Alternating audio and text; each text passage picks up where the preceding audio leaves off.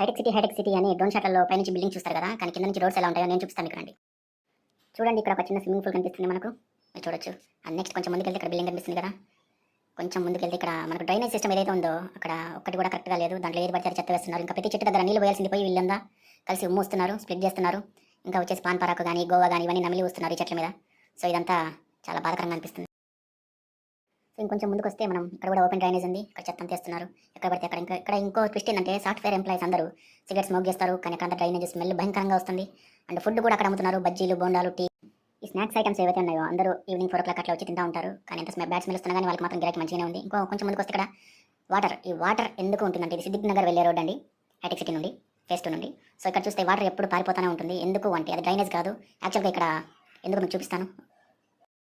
So ఇంకో comedy ఏంటంటే ఇక్కడ ఫుట్పాత్ని ఆక్రమించి ఫుడ్ స్టాల్స్ పెడుతున్నారు. ఆ ఫుడ్ స్టాల్స్ వల్ల ఉన్నదే సింగిల్ రోడ్డు, ఆ సింగిల్ రోడ్లో రోడ్ సరిగ్గా ఉండదు, ఎప్పుడు డ్రైనేజ్ వాటర్ పడుతూ ఉంటుంది. ఆటోలు కానీ సైకిల్ కానీ ఒకవేళ మనుషులు కూడా నడుచుకోవడానికి కూడా వెళ్ళడానికి ఉండదు, ఎందుకంటే అక్కడ అంతా డ్రైనేజ్ వాటర్ ఉంటుంది, పక్కన చెత్త ఉంటుంది. ఆ రోడ్ కూడా చాలా పాత్ హోల్స్, చాలా గుంటలుగా ఉంటుంది.